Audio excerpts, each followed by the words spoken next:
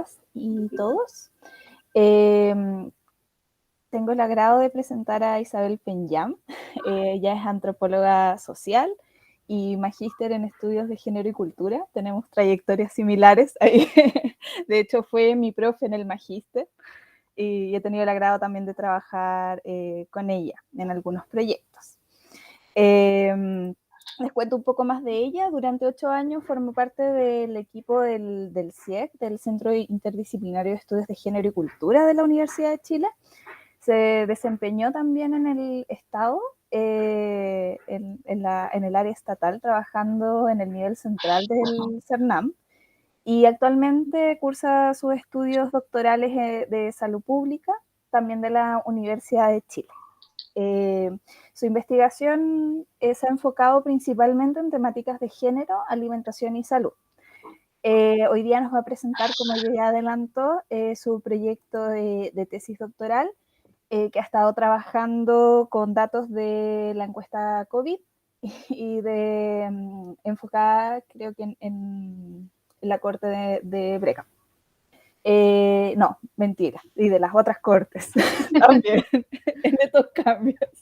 Pero ahí nos va a mostrar un poco sobre el tema de alimentación, entornos alimentarios durante la era COVID, ya desde el 2020 hasta ahora. Así que, Isa, tienes la palabra y bienvenida. Adelante, Isabel. Gracias. Como siempre, dejamos entonces las preguntas al final, si quieren, y recogemos al final. Voy a compartir pantalla, que siempre me cuesta porque me cuesta el Meet. A ver, ¿ahí se ve? Sí. Ya, súper. Bueno, una nueva presentación, sí, para allá, eso, que se vea completita. Ya, parto entonces. Bueno, yo soy Isabel Penyam, soy estudiante del doctorado en salud pública de la Universidad de Chile y les vengo a presentar mi proyecto de tesis. Está todavía en elaboración, así que más bienvenidos son todos sus comentarios. El proyecto se titula Acceso a alimentos y calidad de la dieta de familias del área suroriente de Santiago durante la pandemia por COVID-19, una lectura desde los entornos alimentarios, y mi guía de tesis es la doctora Camila Corbalán. Entonces, para situar el problema de investigación, partir diciendo que globalmente las dietas de mala calidad son el principal factor de riesgo de muerte prematura y que mejorarlas puede prevenir 1 de cada 5 muertes. Y en el contexto local, la ENCA del 2014 nos muestra que el 95% de la población requiere de cambios, lo que se asocia con una alta prevalencia de enfermedades asociadas a la dieta en el país, como nos muestran los datos de la Encuesta Nacional de Salud. Pero además, estas enfermedades asociadas a la dieta muestran desigualdades en Chile. Vemos que obesidad, riesgo cardiovascular alto, sospecha de hipertensión y de diabetes presentan gradientes según nivel de escolaridad. A menor cantidad de años de estudio, mayor es la prevalencia. Pero además estas enfermedades muestran brechas por género, presentando en general las mujeres prevalencias más altas que los varones.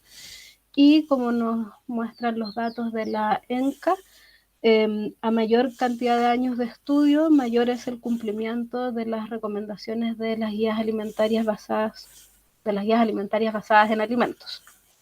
Las dietas de mala calidad representan sin duda un problema que ha ocupado parte importante de la agenda de la salud y nutrición públicas en las últimas décadas, y su estudio ha llevado a un tránsito desde la asignación exclusiva de responsabilidades individuales a una mirada que reconoce condicionantes estructurales en las conductas alimentarias.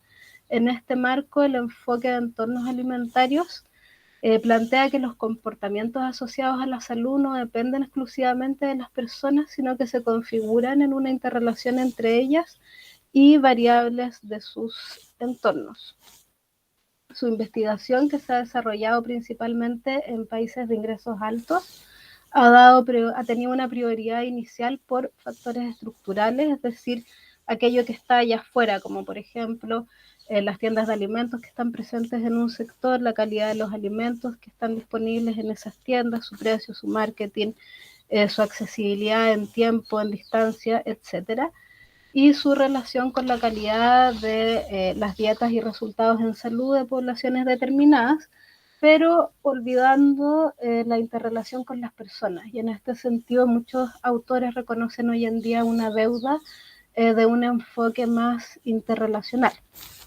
En la búsqueda de abordar esta brecha, vamos a entender el acceso alimentario y la calidad de las dietas desde la comprensión de Turner y otros autores de 2018 de los entornos alimentarios, en que los reconoce como una interfaz donde las personas se encuentran con los sistemas más amplios, con énfasis en una dimensión externa o estructural, y otra más personal, interna o doméstica, como también se le ha llamado, donde es la comprensión de las interacciones entre estos entornos y sus efectos en la salud y la dieta lo que constituye puntos de entrada para que la política pública pueda favorecer entornos más alimentarios, o sea, entornos alimentarios más saludables, en consideración de que hoy en día necesitamos entornos alimentarios más saludables que favorezcan dietas de calidad y que contribuyan a disminuir las desigualdades en la población chilena en estos aspectos. Para visualizar el lugar más proximal que ocupan los entornos alimentarios desde el que se propone trabajar, recurrimos a este modelo, el Marco Innocenti de UNICEF y GAIN, que a grandes rasgos y desde lo más estructural a lo más proximal se compone de un conjunto de impulsores o drivers, que son factores estructurales que afectan la funcionalidad de los sistemas alimentarios, más 4 determinantes que en conjunto van a dar forma a las dietas de niños, niñas y adolescentes. Entre estos determinantes reconocemos los entornos alimentarios externo y personal planteados por Turner, y en el personal también vamos a entender los comportamientos de los cuidadores, niños, niñas y adolescentes. Ahora bien, en cuanto a la necesidad de entornos alimentarios más saludables, el acceso a los alimentos es un condicionante fundamental porque las personas solo podemos comer aquello de lo que disponemos. Por lo tanto, para tener alimentos, o sea, entornos alimentarios más saludables, necesitamos que el entorno alimentario externo nos provea alimentos de calidad a un precio asequible, a una distancia y horarios adecuados, pero sin olvidar que estos deben ser culturalmente aceptables. Y esto es muy relevante porque muchas veces entendemos lo culturalmente aceptable como las formas, las tradiciones de preparación, de acceso, de formas de consumir los alimentos de un otro más lejano, como pueden ser grupos migratorios o grupos de pueblos originarios, pero en realidad todos los grupos humanos poseen una cultura en cuanto a sus prácticas y preferencias que son relevantes de ser comprendidos para que las intervenciones que hagamos en estos temas puedan llegar a todo el potencial que podrían tener. Por lo tanto, es fundamental la comprensión del acceso a los alimentos y su relación con las dietas desde la interacción entre estas distintas dimensiones de los entornos alimentarios. Estos temas han sido indagados principalmente en los países de ingresos altos, desde cuáles son los aprendizajes que podemos sacar para el contexto local. El primero es que existe una doble carga de deprivación, es decir, que en las zonas de nivel socioeconómico más bajo la disponibilidad de los alimentos es de una calidad menor, pero que existen inconsistencias en los resultados que indagan en las relaciones entre el ambiente alimentario, el entorno alimentario principalmente externo, que es el que más se ha estudiado, y los resultados en salud y nutrición. Hay algunas revisiones sistemáticas que así lo indican. Y estas inconsistencias para distintos autores tienen que ver con dificultades en su medición. Por una parte, por la definición de los tipos de locales de ventas de alimentos como proxy de disponibilidad de alimentos saludables y no saludables. Entre los saludables se consideran por lo general los supermercados y las tiendas de abarrotes, y en los no saludables los locales de conveniencia y de comida rápida. Pero estos son proxies que no podemos utilizar en el contexto local. Una investigación de Machado y otros autores en Brasil en 2019 mostró que los supermercados son el principal lugar de acceso a alimentos ultraprocesados en América Latina, o sea, todo lo contrario a los alimentos saludables.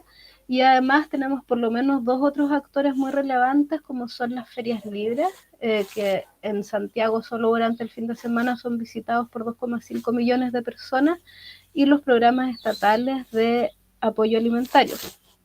Otra de las dificultades en la medición de este entorno alimentario externo tiene que ver con la heterogeneidad de las medidas para dar cuenta de la relación entre las personas y las tiendas de alimentos. Se usan medidas de proximidad, a veces de densidad, que consideran o no tiempos de recorrido, de transporte, del costo de estos tiempos, etcétera, lo que también entregan resultados heterogéneos. Y adicionalmente, esta heterogeneidad tendría que ver con la prevalencia de medidas objetivas. Hay autores que señalan que el uso de medidas subjetivas, como la percepción del acceso, de la disponibilidad, de los costos, etcétera, son proxies de variables socioculturales no medidas y que darían resultados más consistentes. Entonces volvemos a la necesidad de considerar el entorno alimentario externo a través de quienes les habitan. En cuanto a los aprendizajes sobre el entorno alimentario interno, vuelve a aparecer el nivel socioeconómico como una variable fundamental, puesto que a menor nivel socioeconómico hay menor calidad en la compra de los alimentos y también menor calidad en la dieta de niños, niñas y adolescentes. Y en cuanto a las dinámicas intradomiciliarias, se reconoce una figura de portera alimentaria, es decir, quien se ocupa principalmente de la compra y la preparación de los alimentos, que está ocupada principalmente por mujeres, una asignación de roles que es social, no tiene nada de natural ni está asociada con la función reproductiva de las mujeres, sino más bien con la división sexual del trabajo, y que como tal puede ser cambiada. Pero además esta asignación de roles entrega a las mujeres la responsabilidad de las 3 principales funciones protectoras de la dieta de niños, niñas y adolescentes, como son el cocinar en casa, la transmisión de los saberes y tradiciones culinarias y la comensalidad o la relevancia de compartir al menos una comida en familia entre todos los integrantes del hogar y ojalá libre de pantallas. En Chile, además, tanto el rol de portera alimentaria como la calidad de la dieta de los niños, niñas y adolescentes se han visto estresados por el ingreso de las mujeres al mundo laboral, que no ha tenido como contraparte una redistribución de los roles domésticos en el hogar, llevando a una doble jornada laboral de las mujeres y perjudicando así la dieta de los niños, niñas y adolescentes. Por tanto, y siguiendo las recomendaciones de la FAO, es necesario que las intervenciones en nutrición y salud consideren también a los otros integrantes del hogar y no solo a las mujeres, favoreciendo una distribución más equitativa de las tareas y responsabilidades domésticas.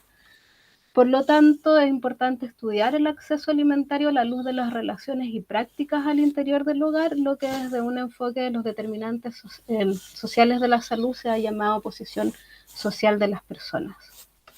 ¿Y cuál es la relevancia de la pandemia por COVID-19 en este contexto?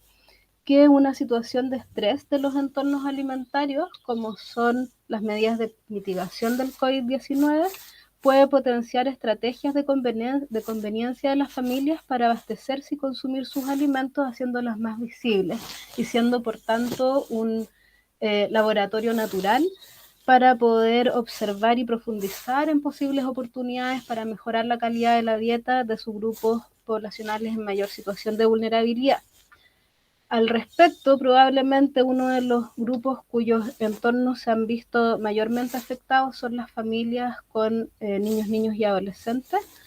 Según el estudio de Hansel en 2021 en Estados Unidos, el aumento del estrés asociado a la pandemia es mayor entre los adultos con hijos que sin ellos, fundamentalmente por la privación de los sistemas secundarios de cuidado, y por supuesto más aún el de las madres, que también tienen en general esta función de portera alimentaria.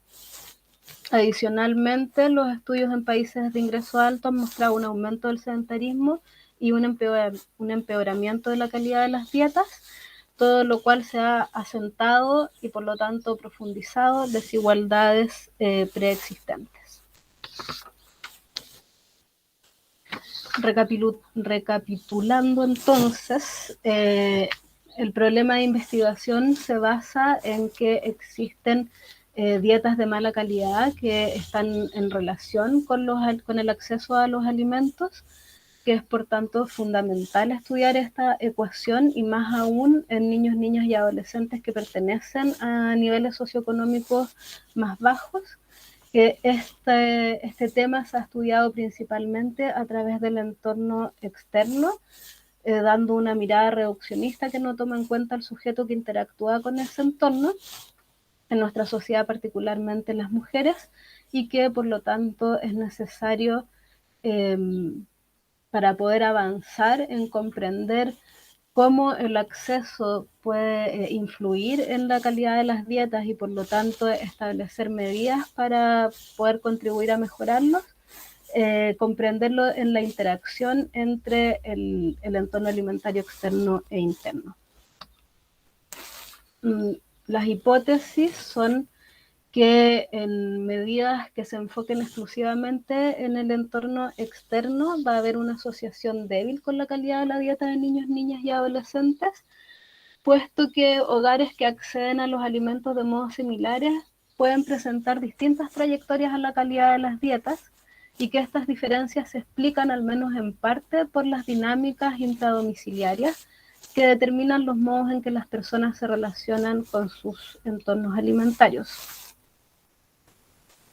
En el objetivo general, para poder estudiar los obstaculizadores y facilitadores en el acceso a alimentos que determinan la calidad de la dieta de niños, niñas y adolescentes durante la pandemia, se postula que es necesario recurrir a una metodología mixta que integre, por una parte, la descripción de la asociación entre perfiles de acceso a alimentos y la calidad de la dieta, y, por otra parte, que profundice en las experiencias, los roles y las estrategias que se han implementado en los hogares en torno al acceso a alimentos en este periodo. Como se muestra en el objetivo específico, la metodología mixta es bastante central en este proyecto y por eso los objetivos específicos se muestran según las fases de esta metodología. Los primeros 3 objetivos específicos se refieren a una primera parte cuantitativa, en que se busca describir la asociación entre los perfiles de acceso a alimentos con la calidad de la dieta, y para ello primero se van a caracterizar estos perfiles, luego se van a comparar sus características sociodemográficas de conducta alimentaria y modificación de rutinas por COVID-19, para después describir la calidad de la dieta de los niños, niños y adolescentes que les componen. Todo esto son los 2 primeros objetivos durante la primera cuarentena general, y el tercero con respecto a la calidad de la dieta durante el desconfinamiento posterior a la primera cuarentena, para poder ver los efectos de un momento en el otro. Luego, el cuarto objetivo específico es un momento de conexión entre ambas fases que busca establecer un zoom, hacer una lupa dentro de uno de los perfiles de acceso a alimentos. En este caso se va a usar el más prevalente de la muestra y se van a caracterizar 3 grupos que muestren cambios en las trayectorias de la calidad global de la dieta en 2 periodos de la pandemia. Y en la fase cualitativa se va a profundizar en experiencias, roles y estrategias implementadas en el entorno doméstico en relación con el acceso a alimentos de una muestra de los hogares identificados en el objetivo anterior, para, en un último objetivo, poder proceder a la integración de los resultados de ambas fases en la descripción de los obstaculizadores y facilitadores en el acceso a alimentos que determinan la calidad de la dieta de niños, niños y adolescentes en esta época y en esta población. En cuanto a la metodología, este es un método mixto secuencial explicativo que se caracteriza por tener una primera fase cuantitativa de análisis, bueno, la recolección ya está hecha, pero de análisis de datos, que nos va a permitir tener una mirada general sobre cómo se comporta la asociación entre los perfiles de acceso y la calidad de la dieta, para luego poder conectarlo a través de una etapa de muestreo, un muestreo intencional para poder hacer este zoom y poder comprender en mayor profundidad esta imagen general a través de la indagación cualitativa, para luego poder integrar los resultados de ambas fases en los resultados de la investigación. Para visualizarlo en el modelo teórico que se está ocupando, la etapa azul es la etapa quanti, que va a ver sobre todo el acceso a través del entorno externo. La etapa amarilla es la cualitativa, que lo va a ver a través del entorno doméstico, y finalmente buscar su integración, tratando de entender la interacción entre ambos entornos para poder avanzar en las barreras y los facilitadores. Esta investigación está basada en la investigación mayor que llevan en el CIAPEC. En la fase cuantitativa es un estudio observacional analítico y se usaron criterios de inclusión que finalmente se va a trabajar con las cortes FECHIC y ECO.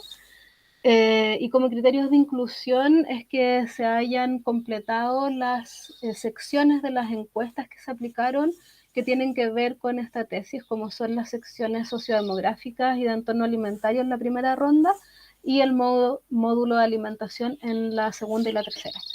En total hay 1024 hogares, de los cuales 487 serían de la corte FECHIC, integrados al menos por un niño o niña, y los 537 restantes por un adolescente. En la corte FECHIC los participantes reclutados no difieren significativamente con la corte inicial, y en la corte ECO sí hay en la ronda en línea de la encuesta una participación mayor de mujeres y de hogares con una educación mayor que en la corte original. Para ver cuál es la metodología de esta investigación, vamos a usar este modelo en que queremos entender la relación entre el acceso y las dietas, primero en la fase cuantitativa a través del entorno alimentario externo, pero con un énfasis en la interacción. Por lo tanto, el primer objetivo, que es el de elaborar los perfiles de acceso a alimentos, se va a realizar a través del análisis de clases latentes.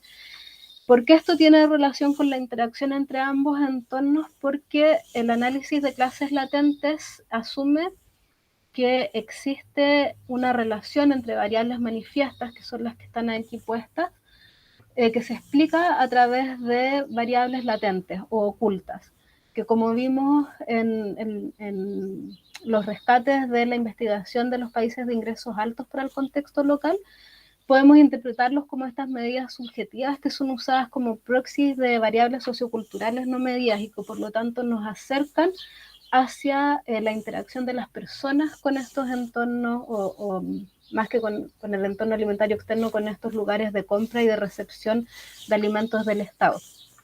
Por lo tanto, las variables manifiestas son las variables justamente de los principales lugares de compra, como la recepción de apoyo alimentario del Estado antes del COVID-19 y la caja de alimentos luego del COVID-19. Todas estas variables son, por lo tanto, categóricas de sí y no.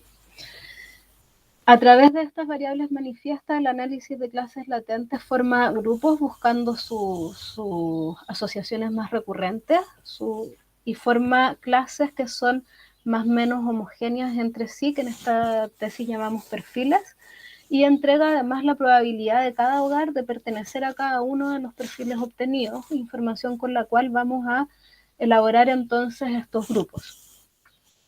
Para evaluar el mejor modelo se va a correr el análisis de clases latentes con 2, 3 y 4 perfiles para ver según estos criterios cuál es el mejor. Una vez que estén caracterizados los perfiles de acceso, una vez que estén elaborados los perfiles de acceso a alimentos, el objetivo número 2 es caracterizarlos.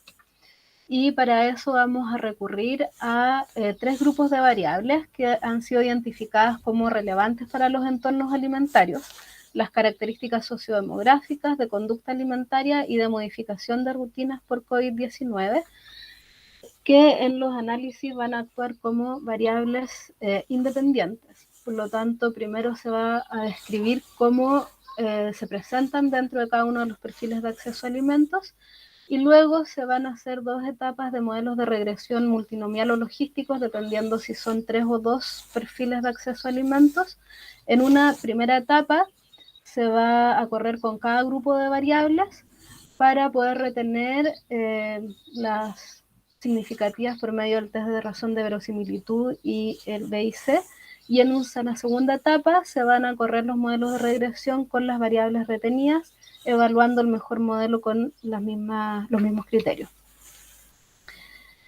Luego, en el tercer objetivo específico, vamos a evaluar su asociación con las dietas de niños, niñas y adolescentes, y para ello se definen 3 variables de desenlace: el consumo de alimentos ultraprocesados, elaborada a través de la aplicación en el cuestionario de la NOVA UPF, que arroja entre 0 y 20 puntos, siendo a mayor puntaje, mayor consumo de alimentos ultraprocesados.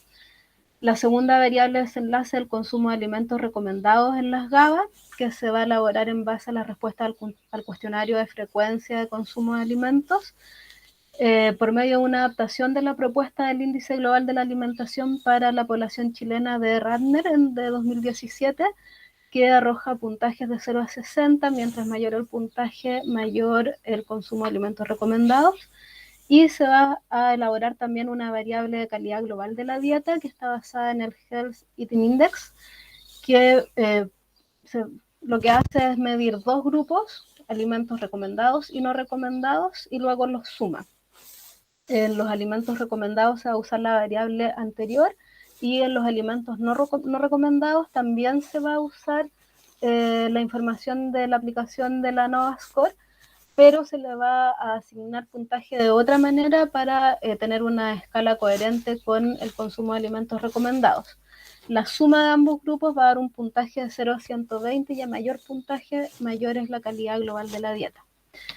Para los análisis, primero se va a describir la calidad de la dieta de niños, niñas y adolescentes de cada perfil de acceso a alimentos, y luego se van a establecer modelos de regresión lineal para cada variable de desenlace, siendo la variable independiente los perfiles de acceso a alimentos.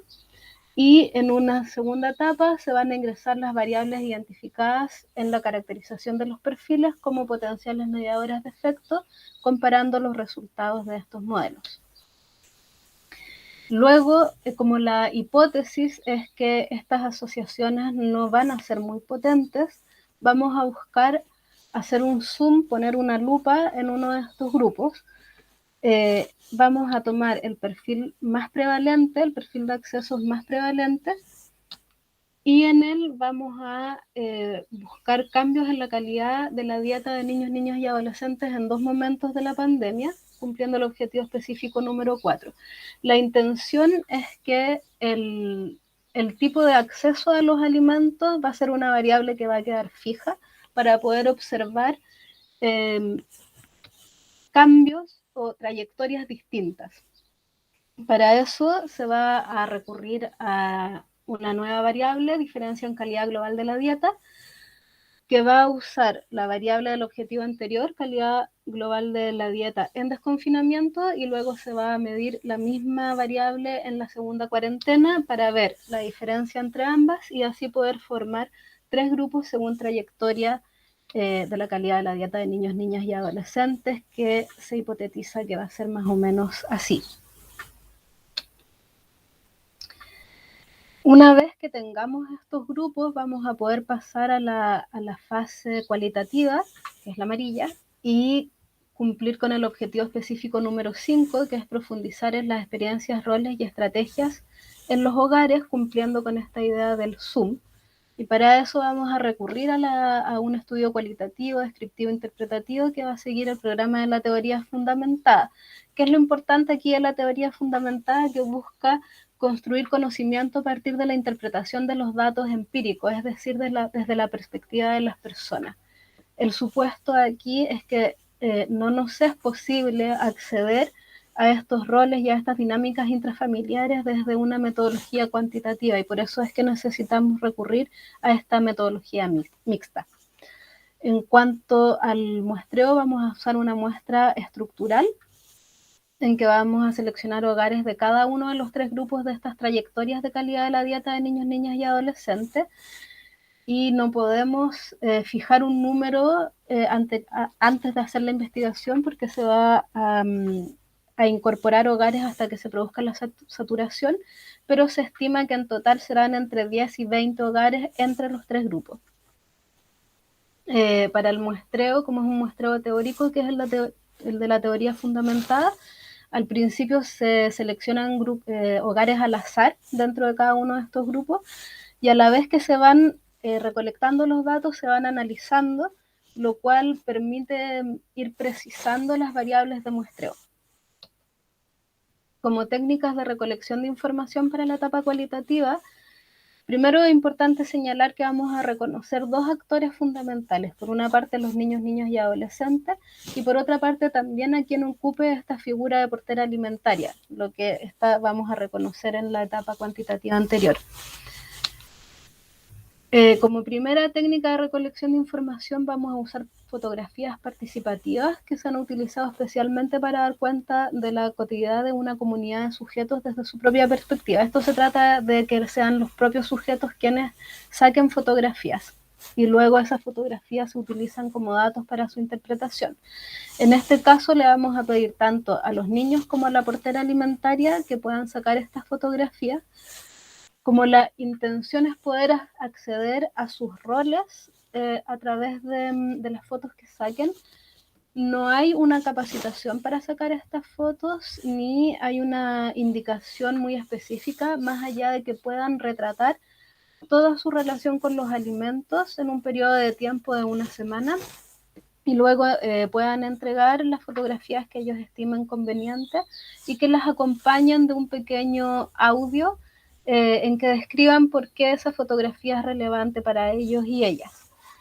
Bueno, en el último tiempo el sacar fotografías de la intimidad es algo bastante recurrente que se usa en las redes sociales, etcétera, y la mayoría de las personas disponen de algún tipo de dispositivo móvil con cámara, pero de no ser así, de haber hogares en que hayan sujetos que no los tengan, aquí la investigadora les proveerá de uno mientras dure su semana de fotografías.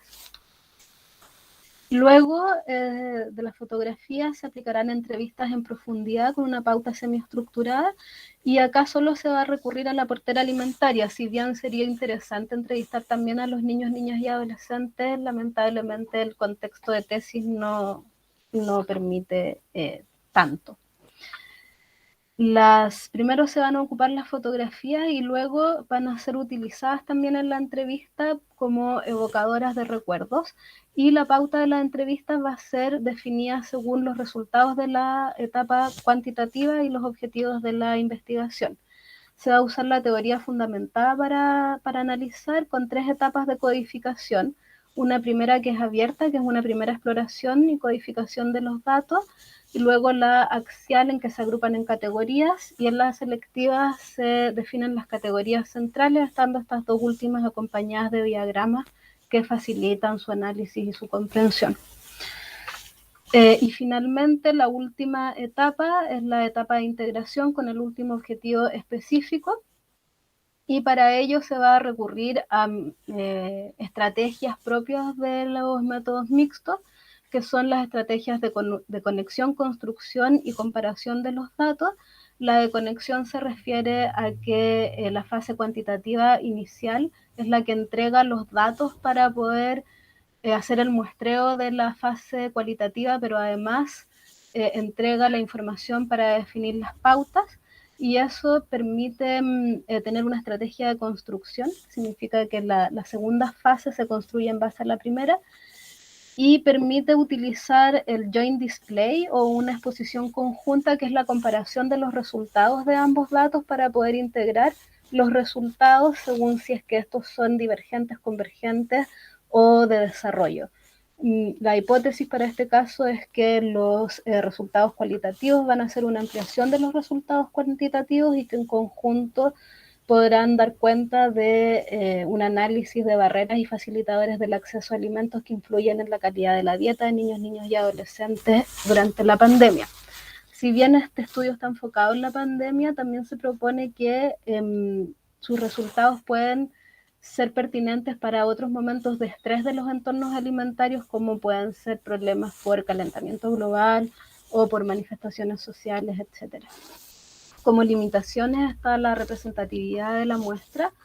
Sin embargo, es necesario tener en cuenta que es un estudio exploratorio descriptivo en que es importante poder testear las variables, cuáles podrían ser covariables relevantes en el estudio de estos temas para el contexto local.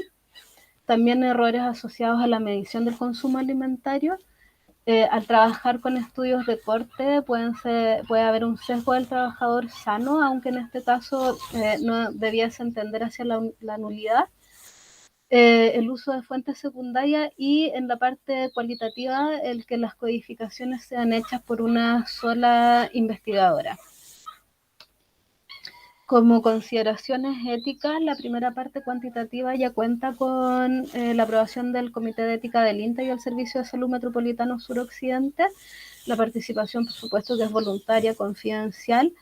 Se elaborarán tanto consentimientos como asentimientos informados que van a ser enviados al Comité de la Facultad de Medicina. Como desafíos están los análisis estadísticos para la antropóloga aquí presente y también el velar por la factibilidad de la etapa cualitativa en términos de tiempo. Finalmente les presento aquí mi plan de trabajo en que pretendo estar defendiendo mi tesis en abril del año 2023. Muchas gracias.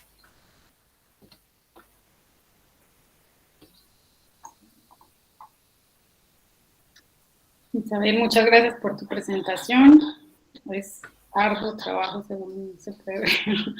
Bastante trabajo, pero bien interesante. ¿Hay alguien que tenga alguna pregunta? En el chat nos aparece un comentario de Gerardo. No sé si él quiera compartir un link. No sé si quiera decir algo sobre el que compartiste, Gerardo.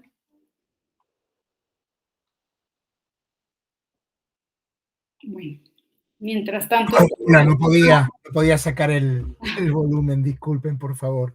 Buenos días a todas y a todos. Me pareció súper interesante la propuesta, hay partes que me cuesta entender y que tengo que aprender más.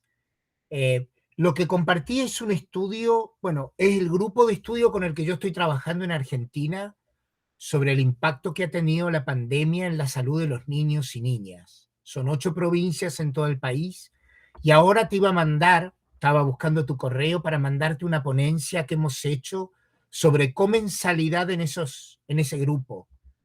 ¿Sí? Es bien cualitativo, el estudio tiene aspectos cuantitativos, pero es bien cualitativo y muestra algunas cosas en las estrategias que han tenido para solucionar el tema alimentario, que es lo obvio, no aparece nada. Dejaron de comer los adultos, dejaron de gastar plata en cosas que no eran alimentos, lo que uno espera que ocurra en la época de crisis, no nada del otro mundo. Yo prefiero dejar las preguntas para después, una vez que pueda entender un poco mejor algunas cosas de tu trabajo. Porque, por ejemplo, cuando vos mencionás dónde compran en varios lugares, eso me imagino que ya está en la base de datos, ¿no? Sí. Quizás lo único que yo me animo a preguntarte más es cómo vas a seleccionar en la parte cualitativa a las personas, porque eso, a diferencia de lo cuantitativo donde es aleatorio, en lo cualitativo tiene que estar súper seleccionado, ¿no? Para que te sirva más que nada la encuesta. Por eso hay que definir bien los criterios previamente. Y lo de la saturación siempre para mí es una incógnita en la investigación cualitativa, porque para algunos se satura en un momento, para otros en otro. Y he hablado con mucha gente que hace este tema y nunca me terminan de dar una definición exacta de saturación. Es bastante subjetiva, pero muy interesante. Gracias. Gerardo, te compartí el mail de Isabel para que le envíes lo que en el chat.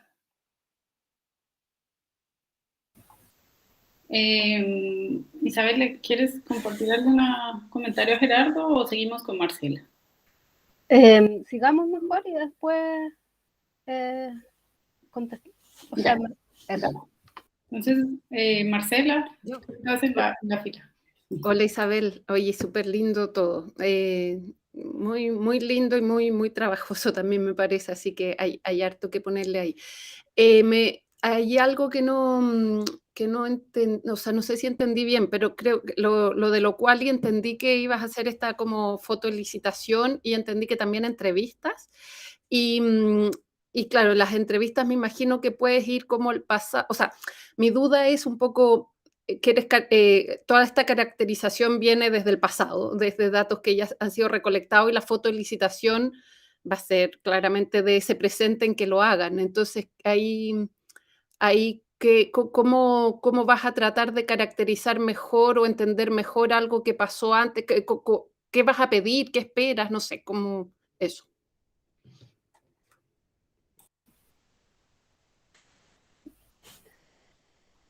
Ya, bueno, muchas gracias por sus comentarios. Con respecto a la selección de la muestra, es un tema, bueno, les cuento que la semana pasada estuve en un curso de métodos mixtos súper intensivo, que fue muy provechoso y que ese era como además el meollo de mi propuesta, la selección de la muestra cualitativa. Todavía no lo tengo definido, pero como la estrategia de conexión entre ambas etapas es una estrategia de construcción, la idea es que esos criterios de muestra se definen según los hallazgos de la primera etapa. Entonces, pero aún así los tópicos centrales sí debiese caracterizarlos desde ahora. Y para poder hacer ambas fases lo más concordantes posibles para después poder integrarlas, me parece que eso tiene que ver, esa selección tiene que partir desde las mismas covariables que estoy definiendo para la etapa cuantitativa. Gracias, Gerardo, por compartirme esos links. Con respecto a la saturación es un misterio para todo el mundo. O sea, Gleiser y Strauss, que son los fundadores de la teoría fundamentada, dicen todo el tiempo que en el fondo la saturación depende mucho más de los recursos en tiempo y en dinero que de que realmente se saturen los datos, porque como es cíclico, en el fondo uno siempre puede ir abriendo nuevas preguntas de investigación y no saturar jamás. Pero también se espera que las categorías comiencen a repetirse y empiecen a ser muchas menos las que vayan emergiendo para poder decir, ok, aquí hay un primer cierre, acá hay una primera saturación. Y con respecto a lo que me preguntabas, Marcela, del pasado presente, con cómo enfocar, cómo hacer más coherentes ambas etapas, es algo que yo también me he estado preguntando y creo que es una debilidad que hay que asumir en la investigación.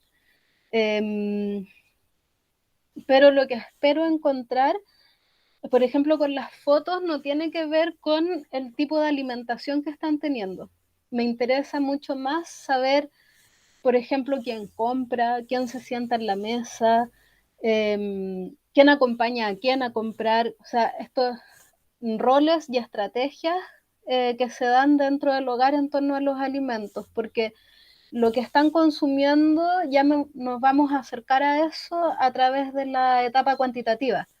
Lo que esperamos aquí es poder explicar por qué eso sucede a través de poder relevar estas relaciones intradomiciliarias. Porque, por ejemplo, en hogares donde tienen acceso incluso a los mismos alimentos, lo que pasa con ese alimento en la casa, cómo se prepara, qué se echa a perder, qué se rescata, cómo se rescata, tiene mucho más que ver con estas relaciones intradomiciliarias en cuanto a los alimentos que con si es una fruta o si es una verdura o si es algo que viene en paquete, etc. Entonces, con las fotos se intenta captar eso. Mi hipótesis es que si yo le saco fotos durante una semana a cómo me relaciono con los alimentos, me van a aparecer las fotos de yo comprando o del otro comprando y yo acompañando o de un almuerzo, que es una apuesta. Ojalá que así suceda. No conozco yo investigaciones que hayan usado las fotos en este sentido. Sí hay que han usado como una primera fase exploratoria cualitativa, pero no específicamente así. Y sería pensar que eso era igual en el tiempo desde donde vienen los datos. Sí, sí. Que el cambio en estos roles o en estas relaciones no va a ser tan rápido.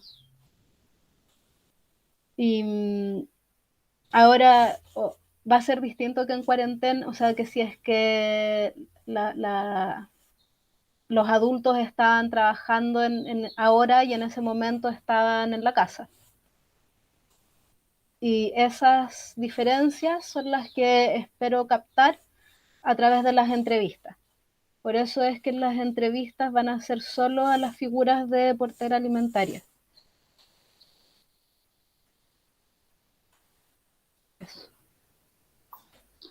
Isabel, una pregunta. No sé si logré entender, captar muy bien, pero tú partes los análisis generando unos perfiles. Sí. ¿Y esos perfiles tú los caracterizas desde cero o ya están como preconcebidos? No, esos perfiles son... Los perfiles son grupos de variables. No son inicialmente grupos de hogares, sino que es cómo se relacionan los principales lugares de compra y los beneficios recibidos por el Estado. Entonces, el análisis de clases latentes busca las relaciones más comunes en la muestra de esas variables y te arroja perfiles que pueden ser del tipo de perfil 1. Compra mayoritariamente en supermercados y en segundo lugar en la feria y no recibía ningún beneficio alimentario estatal antes de la pandemia. Ok, y eso va a salir enteramente de los datos, de la base de datos, sí, con los análisis de clases latentes. Sí. Y tú debes hacer alguna convalidación de eso con algún tipo de datos de encuesta nacional, no sé, de datos de compra, para que como que eso te refleje que sí estás viendo como un comportamiento representativo de lo que pasa como en el resto de la población, o por lo menos de la población suroriente o algo así. ¿Cómo haces tú la validación? ¿No? Eso no es necesario.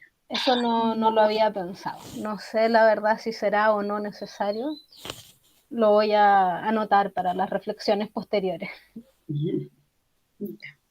Vamos con María Luisa, que está en la fila. Creo que estaba Alejandra antes. Estás tú primero y después la Ale. Bueno. Aquí aparece el orden en la colita, aparece el orden. Ya. Bueno, tenía la misma consulta que la Marce sobre la cosa de la temporalidad y respecto a este análisis de clases latentes, tengo dos consultas. Uno, ¿qué requisitos debieran tener estas variables para poder agruparse? Porque entiendo que lo de la feria o de supermercados son variables dicotómicas, ¿cierto? Sí. Y como probablemente esto se basa en relaciones de variables, no sé si eso podría cumplirse con las variables que tú tienes. Por eso te pregunto como un poco de ignorante, ¿qué requisitos necesitas que tengan las variables para construir estas variables? Y segundo, estos patrones de de acceso, eso es lo que tú vas a construir, se han hecho en la literatura a lo que es a lo que llegan, un patrón de acceso, así como uno dice perfil de dieta saludable, occidental, qué sé yo, ¿qué han llegado en la literatura respecto a esos análisis? O si se ha hecho lo mismo o no se ha hecho, no sé. Con respecto a lo primero, el análisis de clases latentes, su ventaja con respecto al análisis factorial es que utiliza variables categóricas. Así que estaría coherente, digamos. Con respecto a si es que se han usado el análisis de clases latentes para construir como estos patrones de compra en otras investigaciones, yo por lo menos en la revisión que he hecho no los he encontrado.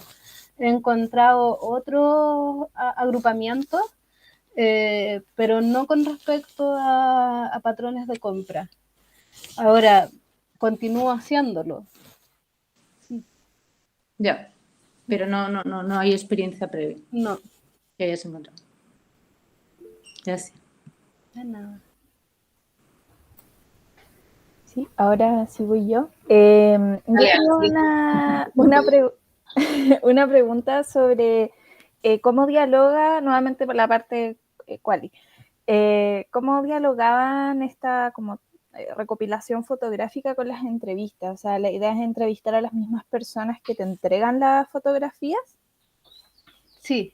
¿Cómo hacer continuidad o una muestra más diferente? Sí, lo que pasa es que la muestra va a ser por hogares.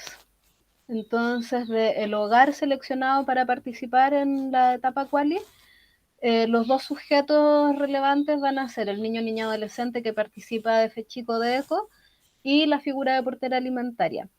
Entonces, claro, al principio se van a usar las fotos con ambos y en la segunda etapa de las entrevistas las fotos de la portera alimentaria, porque es a ella quien se va a entrevistar después también, se van a usar como un método de evocación. En eso sí hay bastante experiencia anterior del uso de la fotografía participativa como evocadora de ciertas experiencias para poder detonar las entrevistas semiestructuradas. No voy a usar las fotos que saquen los niños, niñas o adolescentes después de que le di varias vueltas, porque es como acusete, ¿no? De ocupar lo que me entregó su hijo, su hija seguramente, en la entrevista. ¿Y si te dicen que no comen Super 8 y te mando 5 fotos comiendo Super 8? Oye, y ahí, ¿cuál es la instrucción que se les da? O la invitación. La invitación es que puedan fotografiar todo lo que tenga que ver con alimentos en su vida. Y ahí seguramente me van a decir, pero ¿cómo qué? Porque no se me ocurre nada. Entonces ahí yo les podré decir, mira, por ejemplo, no sé, ¿qué haces tú con respecto a los alimentos? No, bueno, yo voy a comprar, entonces si le puedes sacar fotos a eso. Yo también, bueno, la comida que comes o... si tú cocinas, o si estás ahí mientras otra persona cocina. Es una instrucción como bastante conversada por lo general. Sí, te preguntaba porque en general cuando uno pregunta sobre un tema tan cotidiano como es la alimentación, la gente no sabe qué responder. Yo creo que no, a todos los que hemos hecho trabajo quali con alimentación nos ha pasado. Que es como, pero ¿por qué te interesa saber cómo elegí lo que elegí? Pero claro, era eso, como que que la fotografía iba a ser un buen estímulo para evocar, y quizás resuelve un poco la construcción de esta trayectoria pasado-presente y poder identificar si hay continuidades o qué cosas cambiaron, como de... que de otra forma podrían pasar coladas, como que no se lo cuestionan mucho. Es como que pasó esto, de que estuvimos todos confinados, después salimos y después volvemos, entonces como que es difícil reconstruir solo de la memoria, a eso voy, como que, porque la percepción puede ser como que es algo que sucedió simplemente, que no sé, las cosas son como son y cuesta puntualizar esto, como, bueno, sí, cuando estábamos todos en la casa, no sé, almorzábamos juntos. cosa que cuando ya no estamos no pasa. Y quizás la foto te puede ayudar a eso, finalmente. Así como que, oye, siempre ha sido así. Entonces, eso iba a mi comentario. Bueno, y la saturación teórica, que es un tema recurrente para Gerardo, y creo que es uno de sus grandes dilemas al acercarse a lo cual. Pero no solo para mí, Ale. Sí, no, pero es que particularmente siempre lo sacas a discusión y está bien, porque es un misterio. Pero te cuento un poco cómo lo he resuelto yo, y es tomar categorías centrales que me interesan que estén saturadas y que por más que uno las abra siguen volviendo a lo mismo. Pero Lo que pasa es que bueno, después comento, es que me tengo que ir, pero por eso creo que es tan importante definir a quiénes entrevistar, porque si no, no logras una buena saturación.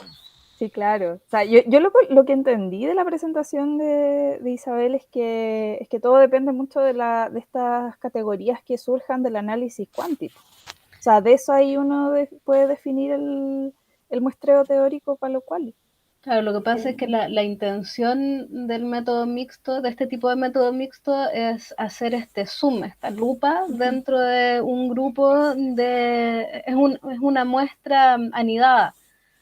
Entonces, hacer este zoom en la parte cuantitativa para poder agarrar a un grupo, mirarlo bien, mirarlo más en profundidad y tratar de entender lo que nos está mostrando lo cuanti a través de este zoom cualitativo.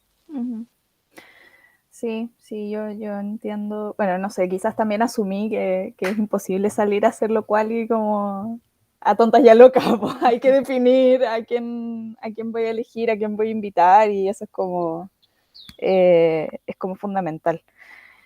Pero eso, me pareció muy clara la presentación, Isa, como comentario así muy guiada, muy peritas y manzanas, como que me enganché todo el rato, así que creo que va bien esa parte desde mi perspectiva.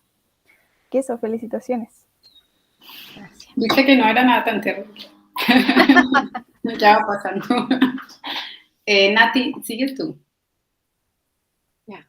Hola, oye, súper buena la presentación y súper interesante el tema, así que muchas felicidades. Yo tengo una pregunta en relación al análisis de clases latentes, y, porque lo que yo he visto es que cuando hay gente que ha tratado de hacer esto de caracterizar como los patrones de compra, pero usando cluster análisis y datos de compra. Entonces, ¿por qué seleccionaste ese sobre el otro? Y yo no sé si el análisis el que vas a hacer tú te clasifica a las personas en grupos que son exclusivos, o cada persona tiene una probabilidad de estar en cada grupo, que esa sería como la ganada de hacer el clúster en vez de esto.